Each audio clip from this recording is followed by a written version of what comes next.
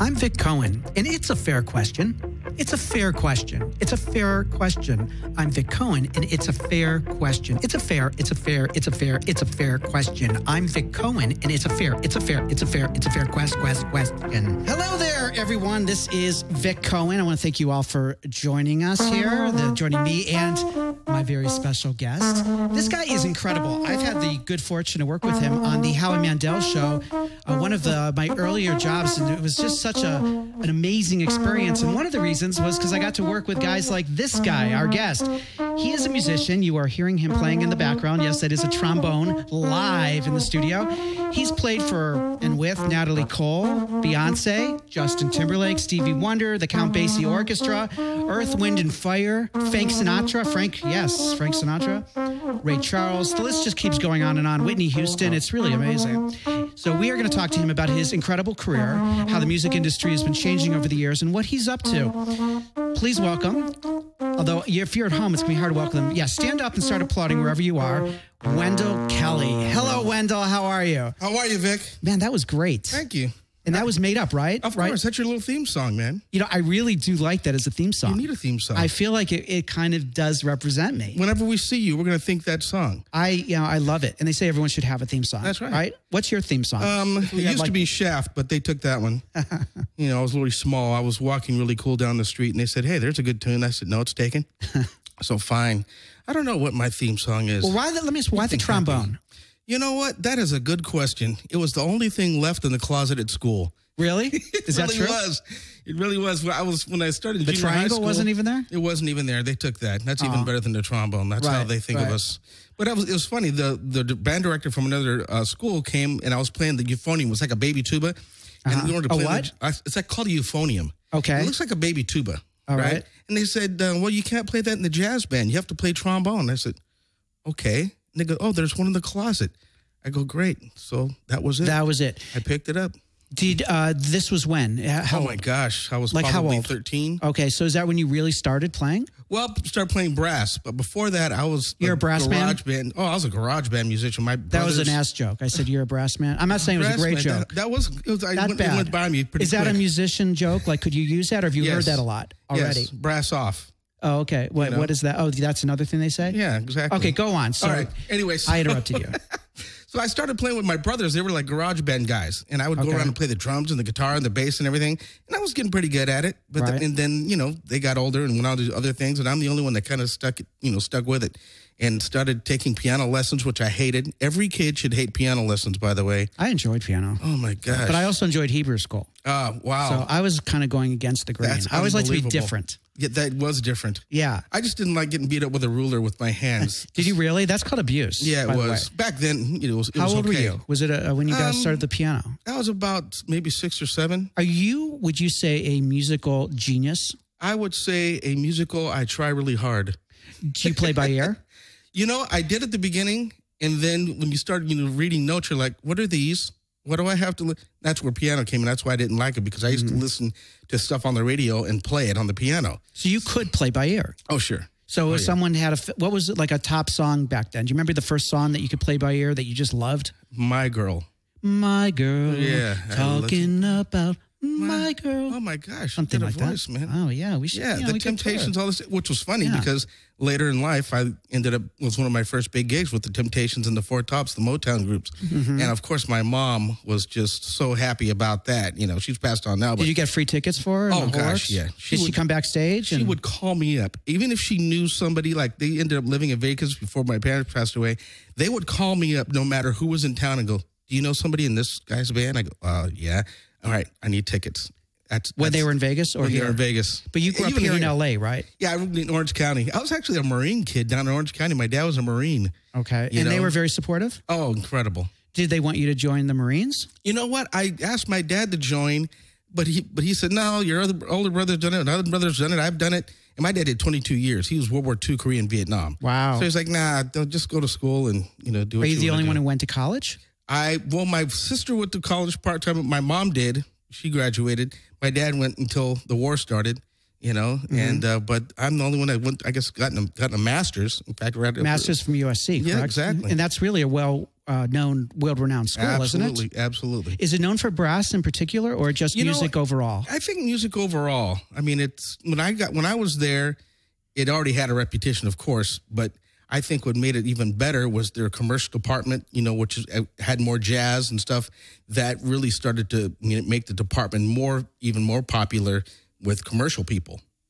So everybody was like, oh, you went to USC, not just on the classical end, which if you go to USC and you have classical degree and everything like that, people pick you up all the time. So, you know, it really made a difference. And it was a lot of fun. But I went back to school. I was at Long Beach State. And when I got a scholarship to USC, you know, I was like, okay, what am I doing here? You got a full ride for your master's? Full ride, man. Wow. It was amazing. Yeah, and I'm sure you were up against a lot of people. Oh, yeah. And this guy, Herb Alpert, the great Herb Alpert at the time, you know, had the whole scholarship program there. And it was, this was back in 1990. And he put a lot of us through school, man. I'm imagining that you grew up maybe like your childhood without giving you an age, because it's show business. A lot of people don't like to share their full age. But I'm imagining that, there's always been racism in our country. I mean, it exists today, sadly, which always surprises me because, it seems like we're going backwards in a lot of ways. And I'm just curious what you experienced as far as being an African-American young man breaking into show business, probably, I'm guessing, in the 70s or that era. What was it like? Because you hear so many stories. There's so many geniuses came out of that time. Well, I think in the 60s was really rough. You know, and I mean, just to let you know, I hated the 60s, so that tells you my age. I didn't like the 60s just because of everything. If we look back on history, the turmoil, civil rights changing, everybody getting, hopefully new opportunities, where some people were rebelling against those new opportunities. In the 70s, I think people were starting to get used to the idea, but still, it was still out there. And it's about opportunity. And I've always said that racism is about, finances. I don't really think it's so much about what color somebody is. It's economics. Somebody doesn't want you to have. They don't want you to have money. They don't want you to have this. So it comes down to an economic thing versus I think they just see color or what religion you are as just a tool to use to keep you out, And if you think of it that way, I start to say to myself, well, my dad told me, and especially as a Marine, you have to be the best you can be. Right. And you look at those obstacles that are out there, like your age or your sex or your color or religion, whatever.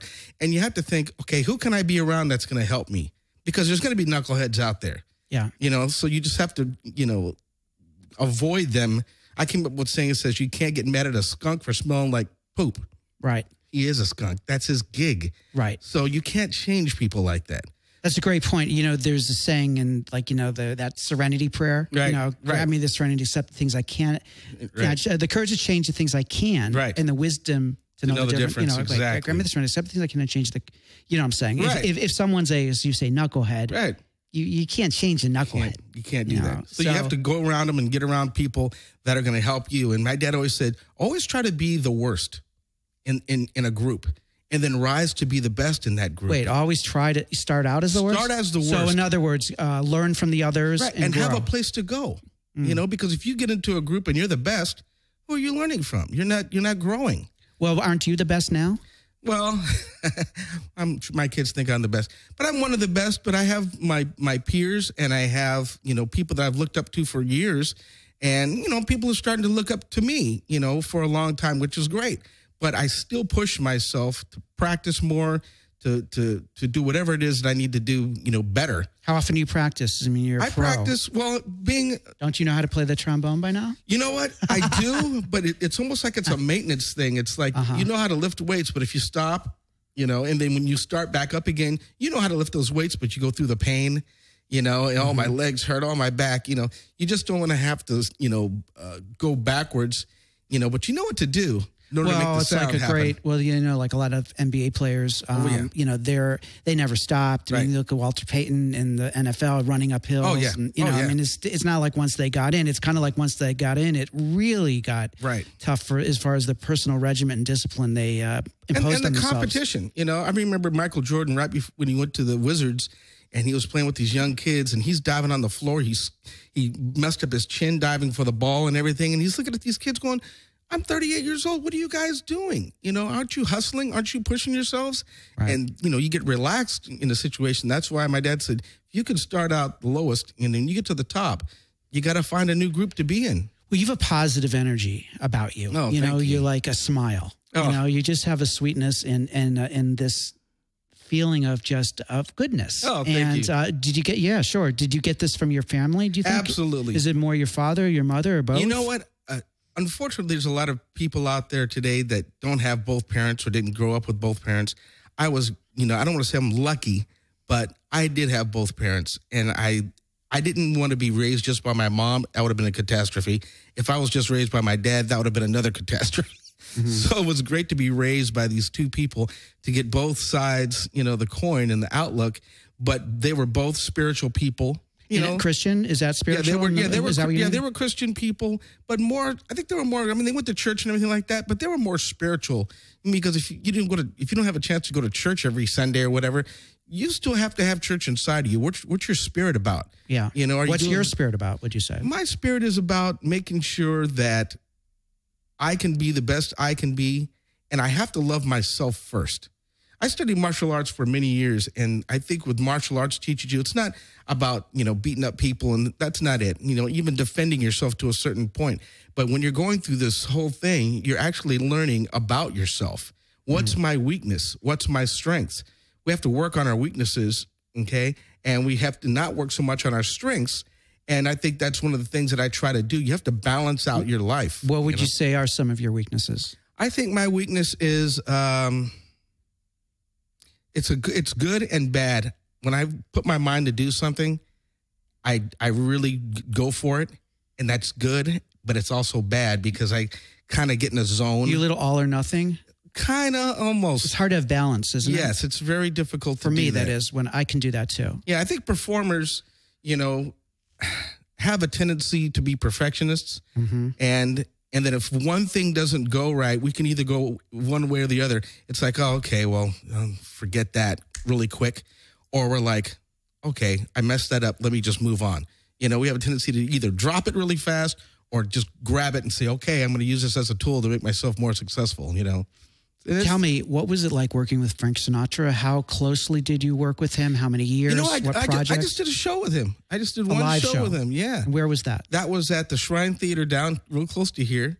And it was called 80 Years My Way. That was the name of the show. And it was his celebration of his life. And they had all these different people come on there and play. And he sang at the end and everything. So that was... It was his 80th birthday? His 80th a tribute birthday. To him? Yes. And he was there. And it was amazing, you know. Did you actually rehearse with him prior to the show? No. He just got up there and did his thing. What did he go, like C major? Well, we started playing My Way, and he just grabbed the mic and started doing his thing. You knew what key to play it in? Oh, yeah. We did his key. What key does he sing in? Gosh. You just know off the top of your head, generally? Yeah, people know the arrangements and everything like that, and he just went up there and started singing. And it was I don't want to say it was a surprise, but it was great to see him just, you know, do that. Because a lot of times with these big stars, we don't even rehearse with them.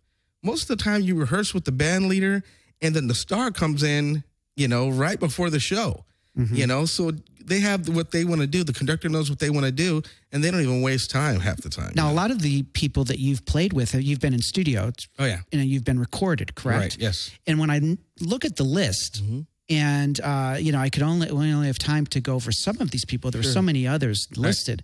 You know, I look at this and I go, wow, Wendell must be rich because...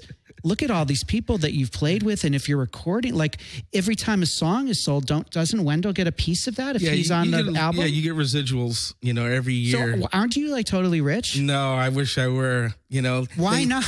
They actually fade out after a while. You know, it's obnoxious of me to ask, but you know, seriously, it's like you look at this list, right? I was expecting you to pull up in a Benz, like a Rolls Royce, or not a Benz, not a Mercedes. I was expecting bigger. I was expecting, you know, like that's my LA car that I pulled up in. Yeah, I don't care where I park it. That's smart. That's smart.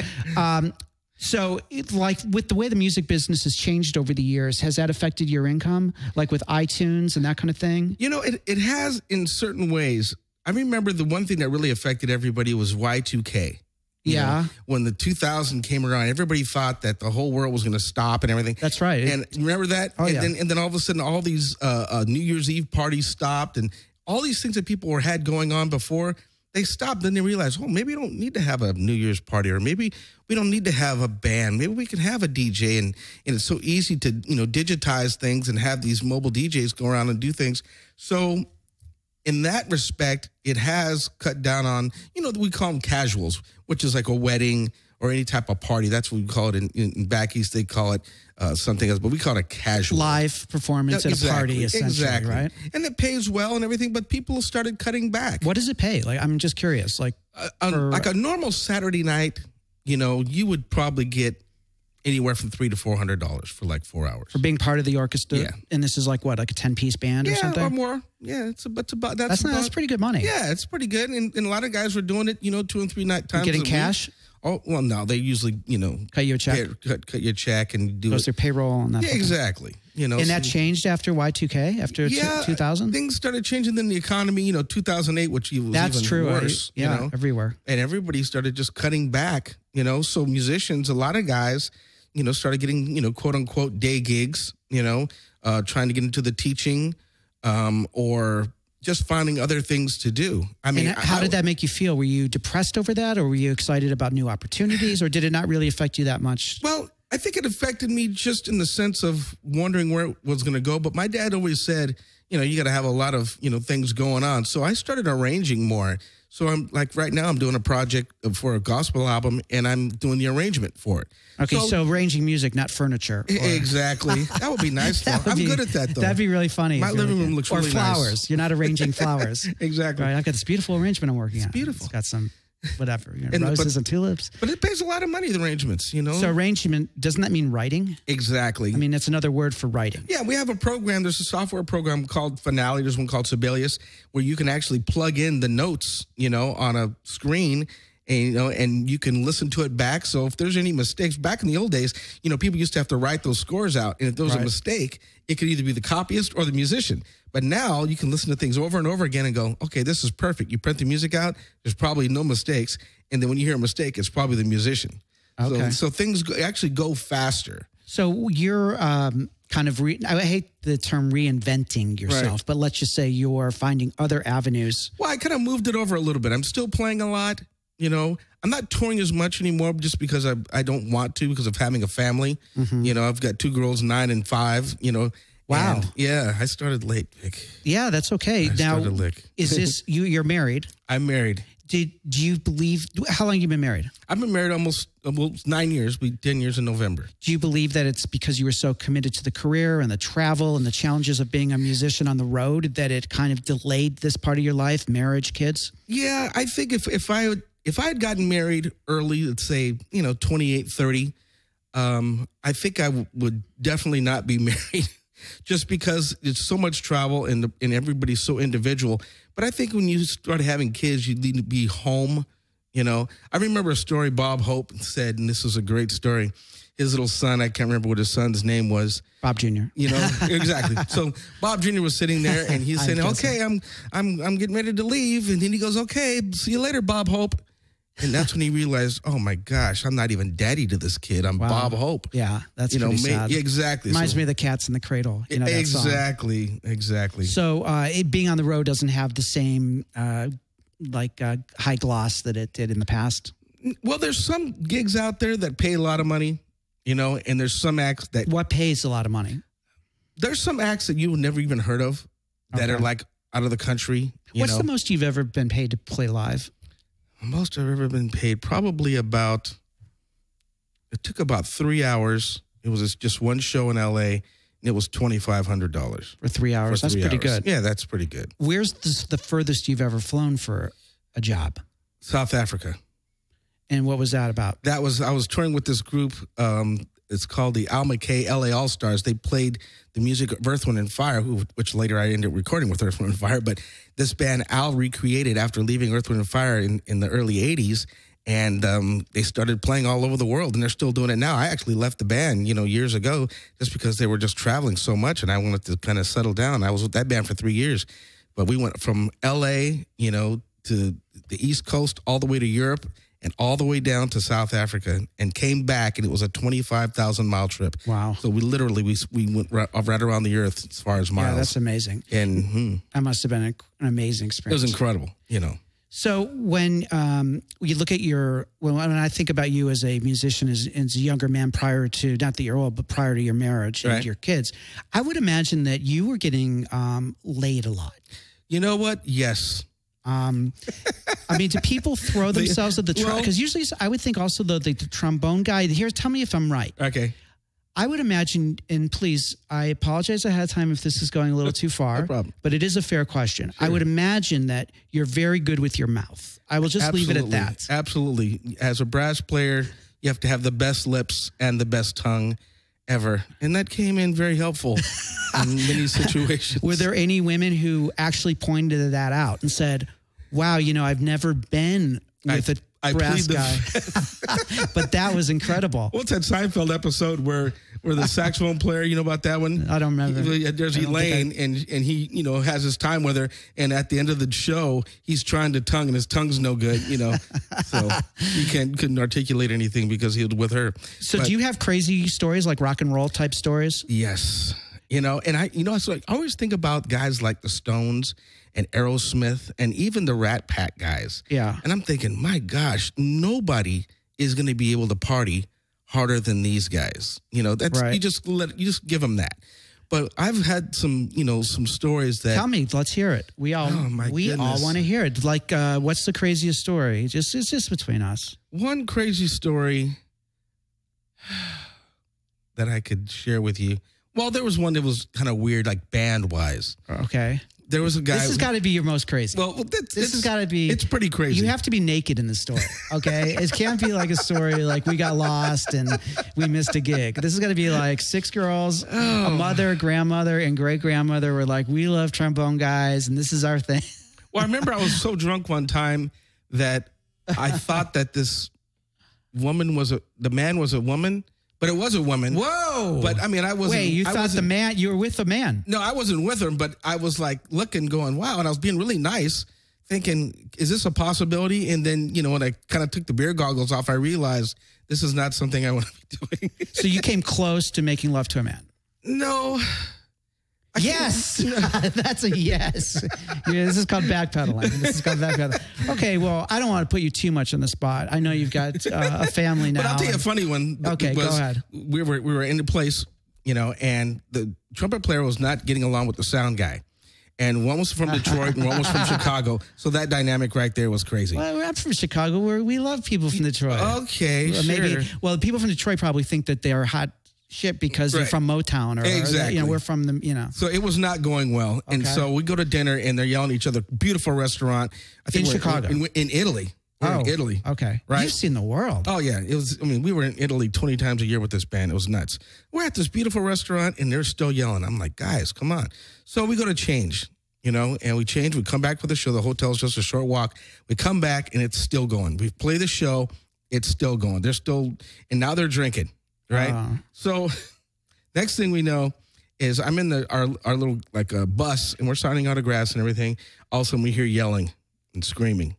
And we're like, what's going on? We go outside, and literally the sound man is beating up the trumpet player with a bag of rocks. Wow. He had collected a bag of rocks, and he's going to town on this guy. And one of the singers is a bouncer, so he clacks the guy and pulls him out. But the funniest thing was, we had another sound guy who ended up taking over the gig, having to do double duty. And the other guy, his wife worked for United, so he got a flight home for free. He didn't have to worry about it. So we usually had 4 horns, and we ended up having 3. And the other guy went to the hospital, but he came back, and we left Italy with him, and he ended up finishing the tour. He was a trooper, and it was so crazy. Yeah. Nobody could even comprehend that it would get to that level. But it does. It gets to that level. What were the drugs like on the road? I don't see you doing a lot of drugs. I don't do drugs. I mean, I've smoked back in the day. Coke? Were you ever? Nah. I tried it once, but I stayed up too long. I like sleeping. Yeah. Well, you actually have to really take care. I don't know, maybe I'm wrong on this, but I think of like a guitar player.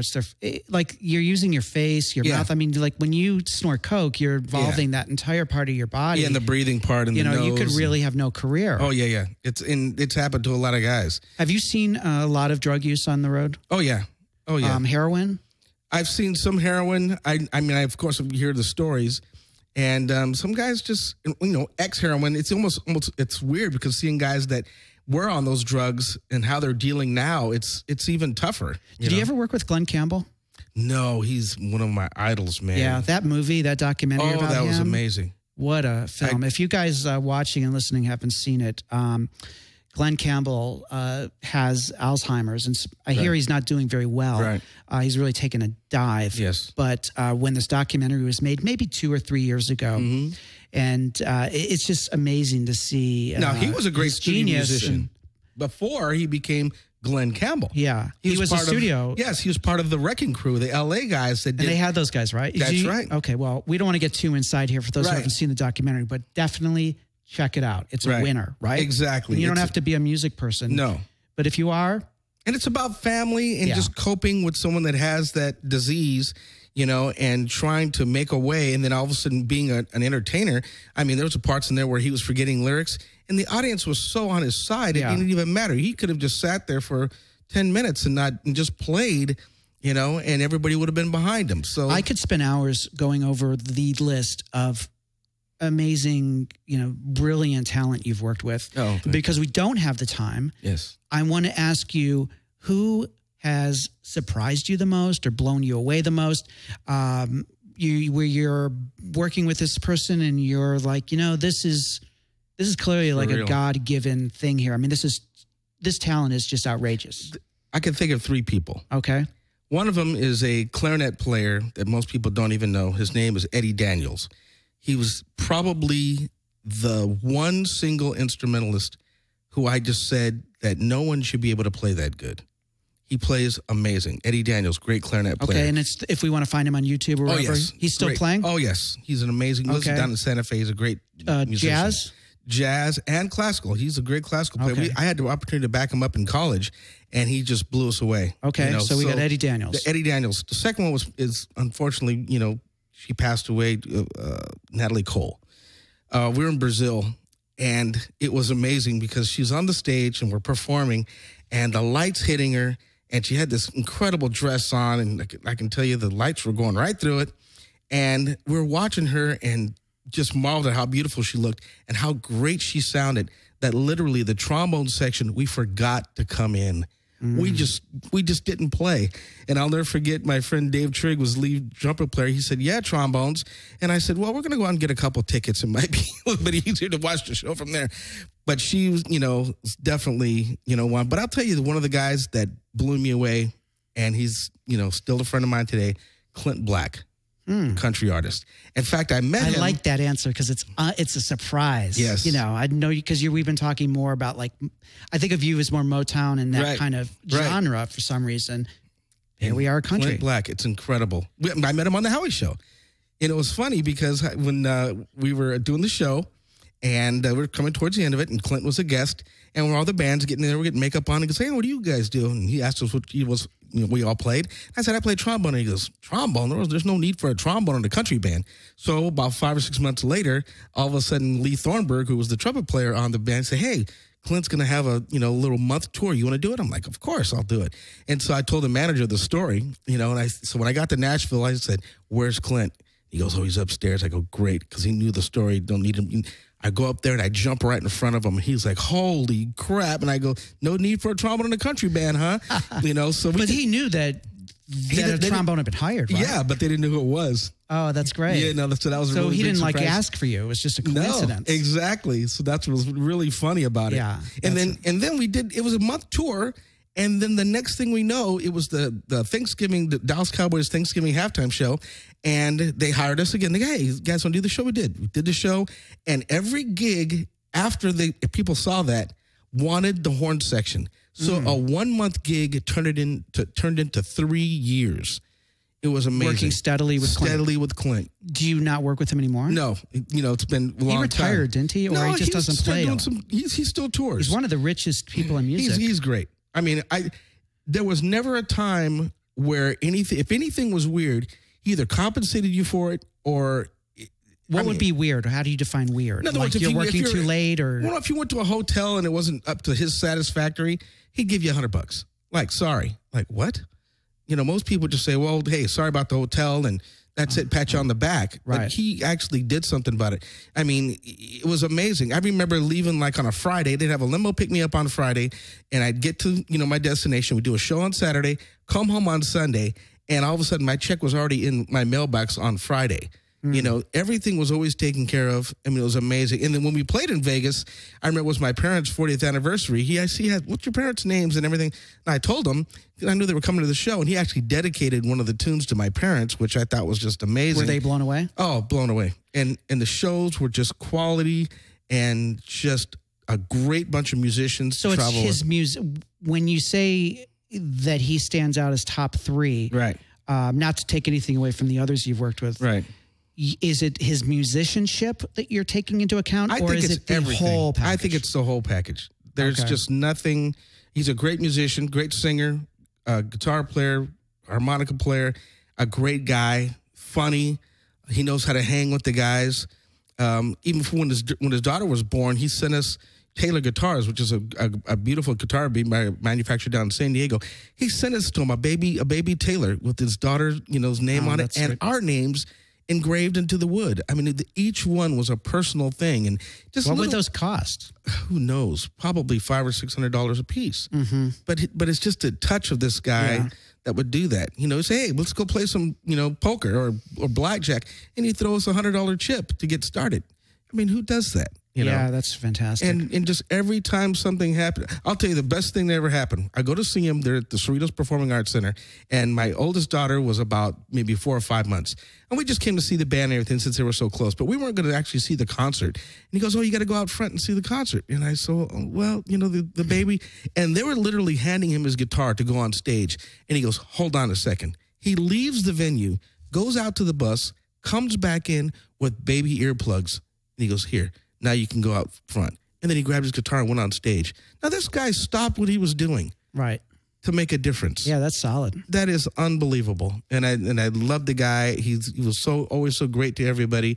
And he was good friends with Howie Mandel. Well, let's talk about that real quickly. That's how you and I met. I mentioned at the top of the show, Howie had hired me to be a writer on the show, and I didn't know Howie prior to that, so it was a real exciting event for me. Wow, that's great. I'd been working on some other shows, but nothing of that caliber yet. Right. It was still earlier in my career, and I just heard about that he had Howie Mandel's a show, and I submitted some writing samples, and they had a test that they gave guys, and I made it. Oh, it was an amazing experience. You gave me a shot. Oh, that's awesome. And so you were part of the house band, run by like the most wonderful man. Oh my gosh. And tell us a little bit about what that experience was like. Well, I got the recommendation through a friend. They're looking for a trombone player that had some kind of showbiz, talk show experience.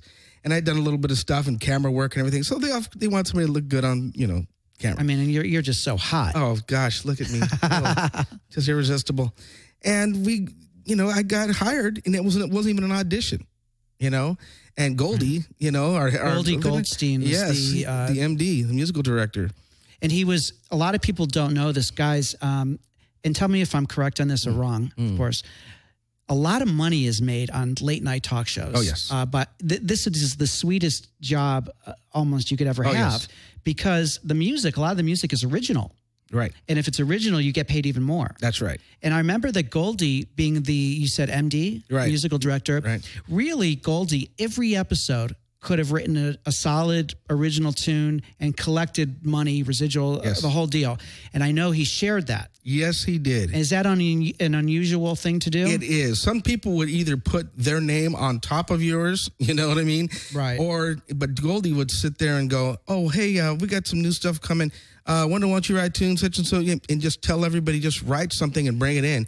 And we always played our music. And so our, ASCAP or BMI, our residuals reflected that. And that was just an added bump, and it was just amazing. He's an amazing man. He was an amazing man. He passed away, and it's way too young. Yes, he was 59, I believe. That's crazy. Yeah, I went to the funeral. In fact, I saw Howie I was out of there. town, unfortunately. Yeah, but the band that he collected there was absolutely amazing. We rehearsed in Burbank at Center Staging, and I remember he pulled the theme up, and we played the theme, And we just looked around each other like, okay. And a lot of us knew each other. What do you mean by he pulled the theme up? He had you listen to what he was thinking would be the theme? You hadn't played it yet. He was playing for you what he imagined? Exactly, on a little, demo.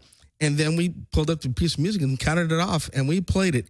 And it sounded as good the first time as it did when we played it the last time. The band was just burning. And then he started pulling up other charts, some hard stuff, and then some bumpers, stuff that you would play going out to commercials and stuff like that. We call those bumpers. And everything just sounded so great. And then we pulled up one of the hardest tunes that we had, and the band just killed it. And we looked around at each other and said, this is our first day? I can't believe it, because a lot of these shows, you don't know who you're going to get sometimes. How hard did Howie work as far as with, I should actually amend that. How involved was Howie in the selection of the band? I don't think at all, But he probably selected Goldie, I would imagine. Oh, absolutely. I think he worked with Goldie many times before. It felt like they had a friendship. And, Howie did a documentary about me. I don't know if you know that. Oh, no. Yeah, it's about my comedy. And I believe Goldie at some point was involved in the music. Oh, I believe it. I think. Early.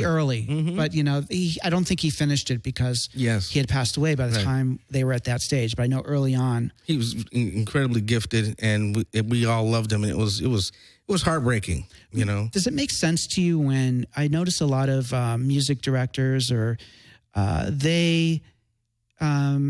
you'll hear sometimes like this if it's like a downgrade working on a late night band. Right. I don't understand that.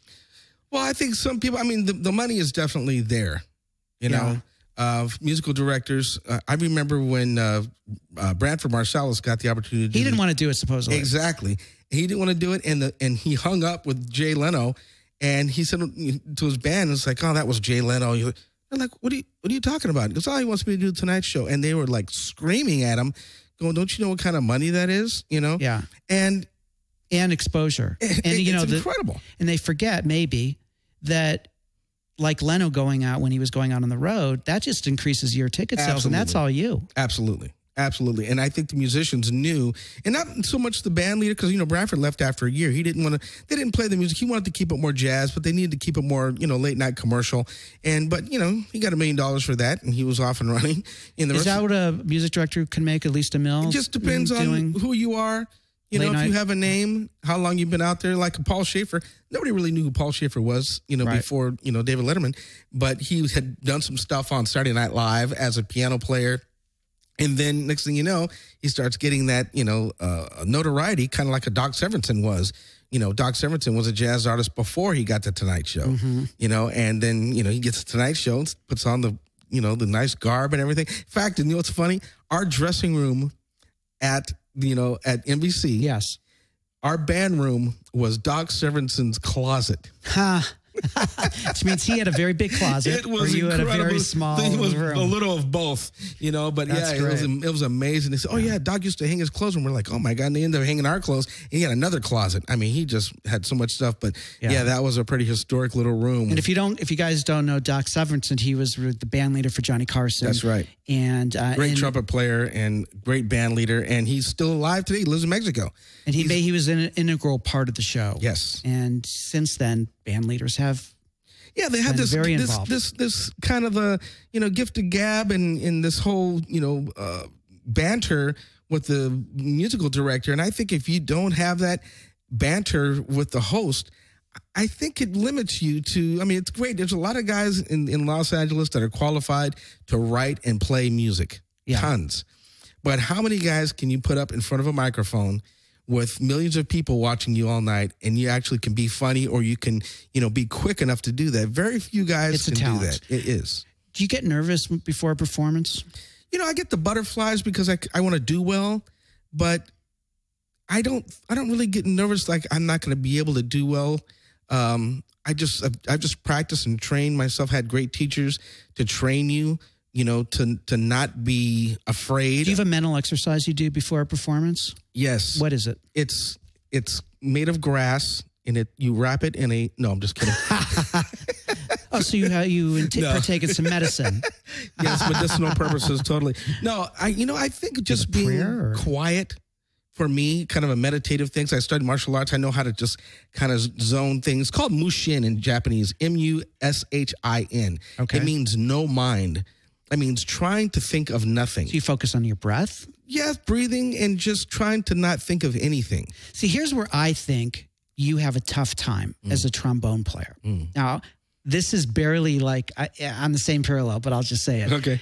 When I was in high school, I was in a swing choir, okay, like Glee, you know. Right. And, you know, like when you're singing with a lot of people, you blend. Yes. And I didn't really audition much to have a lot of solos. I was a little, even though I was in it was very out there, like visible thing, and we danced and everything. I still felt a little shy, you know. And if I made a mistake, I was a little insecure. Maybe it wouldn't be really heard, you know. But when you're a trombone player, you know, you hit a wrong note or you come in a beat early. You know what our motto is? Strong and wrong. Is that really? Yeah. In other words, if you come in so convincingly, people think that everybody else is wrong. Has that happened? Oh, yeah. It's funny. There was a guy that I went on tour with Ray Conniff, named was Zeke Zarchi. And Zeke Zarchi goes all the way back to like the 30s. In fact, he got out of the business in the 60s when residuals kicked in, when musicians were getting paid. That's when he got out, unfortunately. Nice. But timing wasn't his thing. Oh, exactly. But he was, you know, around with Satchmo and got to meet, you know, Louis Armstrong and so forth. But Zeke was great. And one of the funniest things he ever did, 'cause he's a funny guy, he would, like when the band was playing and he made the mistake and you could hear him, he would yell at the band and say, "Together!" You know, like, come on, what's the matter with you guys? So, and he would do that stuff all the time. So he would blame the band jokingly. Exactly. You know, that's hilarious. And that's what you do. And when you're in the studio, it's great because you can always go fix stuff. But live, you just got to really be on top. That's why you rehearse a lot. You know, some of these bands, they rehearse for a month before they got on the road. You know, what, 10 hours a day, 5 hours? Oh yeah, they're there all day. So, what's the most embarrassing mistake you ever made in a live performance? And when I say that, I mean professionally, particularly like if it was with someone famous, and maybe afterwards I'm going to tell you the exact story you have to tell. That's so funny. No, you go in, but this is the parameter. This was easy. I was doing a casual, just like a show at one of the big hotels here in Los Angeles, and we were playing a Natalie Cole tune, Unforgettable. And there's a solo section where the saxophone on the record, you know, plays the solo. Now, some people modulate. In other words, they change to a different key during the solo, and then they go back to the original key afterwards. I didn't know they were going to switch. You didn't get the memo. I did not get the memo. I'm on the other side of the band, so I really couldn't hear the rhythm. I could hear the rhythm section, but I was so sure I was just going to play what was. And I come in and I start playing, and I got probably almost all the way through the solo before I realized, and everybody is looking at me like, "Dude, what are you doing?" And I sat down and I just realized, and I said, "Oh my God, it was the worst solo ever played by anyone in the humankind of trombonism." I mean, it was just... So this was a trombone solo alone. When we say solo, by yourself, the band's, everyone's there listening as you're playing the solo. It's just the drums and the piano and the bass playing, and I'm playing by myself. And the singer was singing? No. Thank God. Yeah, the singer was out, and I'm playing, because I didn't modulate, and I'm playing through this thing, and I stood up, and I just, you know, put it out there, man, like, here it is, baby. And I got halfway through and realized, like, oh my gosh, I'm in the wrong. I didn't know where I was, and then I was embarrassed. I couldn't fix it. It was just a catastrophe. What do? You just say, "I'm human," right? That's right. And I sat down, and the guys just laughed at me, and I said, "Won't make that mistake anymore." And then you go home and you correct your mistakes and you practice both things, and that's it. How has your relationship, your marriage, affected your music? You know, my wife is extremely supportive. You know, it hasn't. Even, and especially I think since I haven't been on the road as much. And when we first started off, when we were both, you know, before we had kids, I would go down little things, and then I wasn't gone very long. I think the longest I'd been gone since I was married is maybe a month. I was in China. What about having the support? In other words, it's such a hard business. Yes. And here you've got a woman, a partner in life who's there with you. She's very supportive. It's almost like, do whatever you have to do. I mean, so I hate spending money. You know, I'm just like, oh God, I got to buy that. You know, stuff that I want to buy, it's great. But stuff that you have to buy, I hate buying. Is that because as a musician, money is hard to make, or is it just a different... I think it's just that's going on. I just think I like to save money and use it when I want to use it. Like if your sink breaks, like I tell you, you know, my hot water heater broken. Now I got to fix that. I don't want to have to spend money. Just so you know, if you're not losing your mind, he did not say that during this interview. He said that earlier today. Yeah. Yes. When you texted. Yes, exactly. So it's like now I have to spend money on something that shouldn't be breaking. Well, here's the deal on that. This is my philosophy. That those kind of those kind of expenses, it's kind of like playing Monopoly and you've hit the $75 luxury tax. Yes. It's part of life. Yes, it is. And that's how I look at it. Yep. And you gotta pay it. If I want to be engaged in life, there are going to be these moments. Right. So my wife is really supportive if I have to spend my own money to get something for my music, which sometimes I don't really want to spend. Oh, I got to buy a new horn. But I'm lucky enough that this trombone right here has been given to me by the Getson Company for being the artist that I am. So I approached them years ago. Well, they approached me. And Is Getson like the biggest? It's one of the biggest. And I was playing a different horn at one time, and then they said, "Hey, would you like to endorse our horn?" And I was like, "Nah." And then the other horn I was playing got stolen. Oh. So I called them up the next day and I said, "Oh, I think I'm on board with you." And they sent me my horn, and I don't pay for my cases with, thank God, to ProTech, and it gets in. They send me my horns. Well, how much is a horn? Like, what are that's about close to $3,000. Okay, so which is cheap with instruments. It's very affordable. Oh yes, compared to a violin. Oh my gosh, and flutes can cost $2,500. A powell's $100,000. I want to put you on the spot right now. Mm-hmm. Could you play like maybe a minute or something that just would blow our socks off? Okay. No one ever says blow our socks off. Blow their socks off. Just something to go, holy crap, that guy is like, I mean, I know that's hard probably to be right on the moment. Well, I'll do something that is very strange. Trombone, and most people think that a horn only plays one note at a time, but I do this thing that's called multiphonics, where I'm actually singing and playing at the same time. So that sounds interesting. So you hear chords. And you're going to be singing. Yes. And I'll be singing like above the note, a different interval. So you'll hear a chord. And this is made famous by a guy named Albert Mingelsdorf. And that's a great name, by the way. I wish I could. I love that. And he started doing this thing, and it's called multiphonics. How hard is this to do? Very hard. Most people can't do this. Don't try this at home, kids. Your parents will put you into a place where you'll never get out. All right, here we go. Wendell Kelly.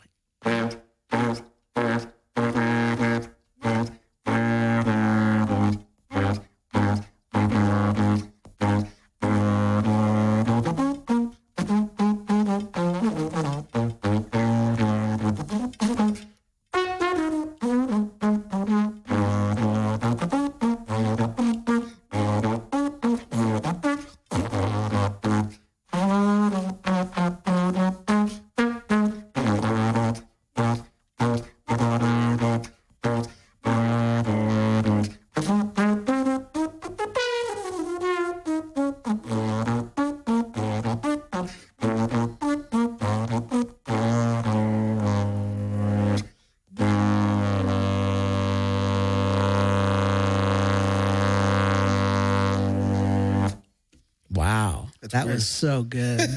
That was really interesting. It's really weird, isn't it? It is, and it was just cool. I love that. You just made that up? Yeah, What do you call that? Well, you have to give it a name it's now. Kind of like a little... it's called the Vic. I'm going to name it. All right. The Vic Multiphonic Blues. It's all about it's a fair question. Yeah, Vic Multiphonic Blues. That was really good. Thank you. So tell me about your lips. We were talking a little earlier, and you mentioned that a lot of times guys and I suppose ladies who play brass instruments have injuries, and one of them you mentioned is blowing out your lips. Yes. Explain that. Well, there's two ways to do that. You can blow so hard, it's just I know one of them. Yes. Blowing with your lips and blowing out your lips are two different things. Okay. Well, Freddie Hubbard, let's start with Freddie Hubbard. He was a great jazz trumpet player. And if we want to find him, how do we spell that? Freddie, F-R-E-D-D-Y? Yeah, I-E. I-E, Hubbard, right. H-U-B-B-A-R-D? That's exactly right. Freddie Hubbard's an amazing trumpet player. He passed away a few years ago, but he basically got a sore on his lip. And it just started developing and turned into this sore thing, and he tried to get it taken off by surgery, and it just didn't get any better. And he kept trying to play, and it just basically just moved his mouthpiece right off his face because he just couldn't play anymore. This thing ended up being almost like a cancer, like a scar, like skin that just built up, and it took him right out of his career. And literally, he's probably one of the best jazz players, trumpet. That's called blowing your lips out? Well, that's just the sore. That's the first one. Blowing your lips out is when you play so hard, because all these lips and everything around your mouth, we call that the embouchure in French. And it means how you make your mouth when you're getting ready to play. And there's so many muscles through here that if you start, tearing them and breaking them down, it's like pulling a hamstring. You know, that's what it's like. And and then some guys have to, ACL, have to get surgery and get things repaired. Well, it's very hard to do that with a brass player. So you end up blowing your lip out and you can't get it back because those muscles just aren't healing. And it takes a long time. And even if they do heal, how do you know you can come back 100%? Okay. So a guy that was playing a lead trumpet that could play really high notes, he might end up moving down to second trumpet, third trumpet, fourth trumpet, where he doesn't have to hurt himself so much. But blowing out your lips doesn't mean literally you are just like... Well, that's blowing out your mind. But I mean, we have other substances for that. Okay, but you could still talk. Okay. Yeah, but you just don't have any strength there anymore. You can't play. Are your lips shirred? No, they're not.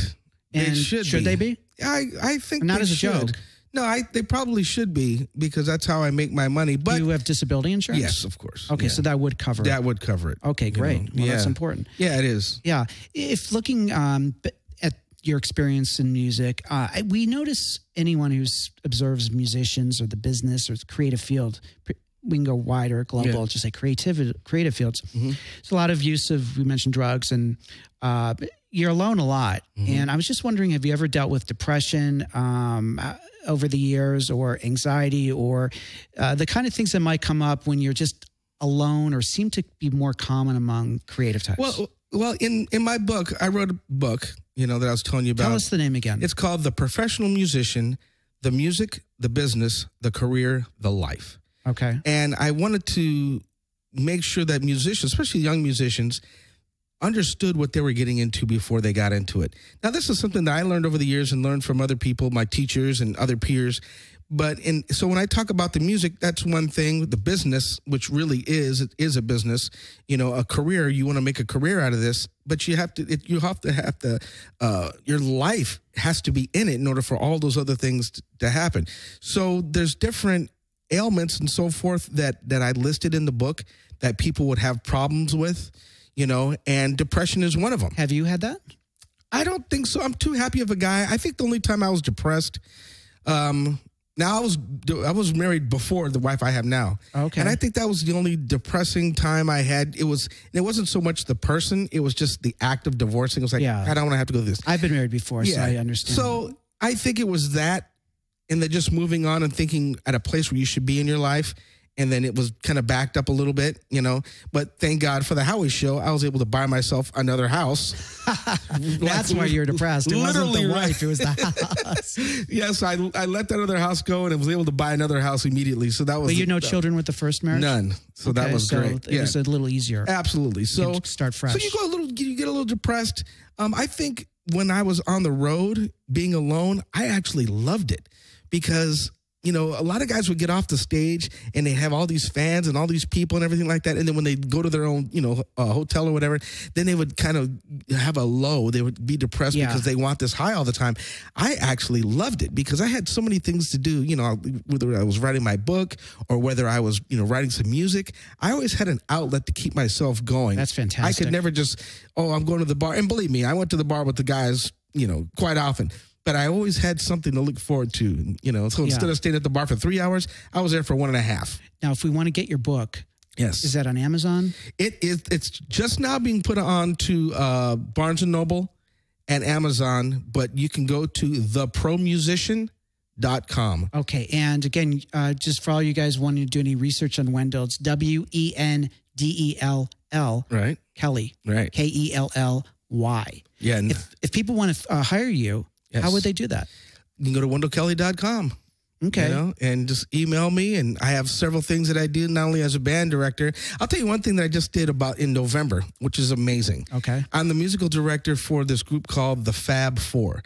And you can guess what it is. They're Beatles impersonators. Okay. And about 10 or 12 years ago, another friend who used to produce with them, he actually worked with them and said, hey, these guys want to start doing orchestra shows because they would play all the instruments that all the the orchestration stuff that you hear on their records, they were played on the synthesizer. But now they wanted to graduate to actually use real performers. So I literally had to transcribe, which means listen to and get sheet music that I could find and write down all the great music that Sir George Martin wrote for the Beatles and recreate that. So that's something that was huge, that I've done. So the Beatles music isn't written anywhere? It's in a vault. his son, Sir George Martin, who just passed, literally. You can't buy Beatles written music? You can get the sheet music, but you can't get the orchestration. Oh, it's a different because it's an orchestration. Yeah, you can just get multiple the bass instruments. part. Yeah, the bass part. That's an orchestration, right? Multiple instruments. Absolutely. Okay. And our time is just about over. Get Can out you believe of here. that? Yeah, we have just flown through this. Is there anything you'd like to share? Finally, just to kind of wrap things up. I do want to know, if they want to get a hold of you. Yes. I think you said. Yeah, WendellKelly.com. Okay, and that's it. And then the book is thepromusician.com. Okay. Anything that you would like to share that we haven't covered? A message you'd like to share to all of those people watching and listening? People. I think one of the things that I'd like to get, to relate to everybody is if you know yourself, that's the first thing that you have to conquer. I look at all the hate that's out there and all the jealousy and so forth. It's all because that person who's doing all the hate and the jealousy, they don't know themselves, or they don't like themselves, and they don't want to change themselves, and it's very hard to change, and it's very hard to get to know yourself. Mm-hmm. And I think if people get to know themselves, they will end up loving everybody. And there wouldn't be all this hate and stuff going out there. You have to enjoy yourself. You have to know yourself well enough. You have to know your shortcomings. I mean, I want to be 6'7" and slam dunk a basketball and play with the Lakers. Well, that's not going to happen. I'm 5'7", So you have to know what you can do, and you have to know what you can't do, and find that thing that you have. Everybody's got it in them. Whatever it's painting a picture, or it's, building a car, or shooting a basketball, or playing a trombone. Everybody has to find their niche. And when they find that niche and they develop themselves fully of their full potential, they're going to be one of the happiest people in the world. And it's not about money. It's just about doing it and being happy with yourself. So, wow, that is beautiful. Honestly, that was really, thank you. Yeah. And you live that, I can tell. Yes. I mean, like I said, at the top of this, the energy and this positive spirit you put out, you just feel. And I hope all of you can feel it as well, watching and listening. Thanks so much for coming out. Thank I know you, it was a big drive for you. No, it's all right. This has been so worth it for us. Oh, I'd love to do it again whenever. You're just amazing. Can you play us out? Sure. And we got a theme song you wrote, right? You played it at the beginning. I think I forgot it. Oh, that's okay. Just play us out. Thank you guys again, and thank you, Wendell. Please subscribe on iTunes. Vic Cohen's It's a Fair Question. We got tons of episodes for you to listen to. And again, thanks so much to you guys. And thank you, Wendell. All right. Thanks.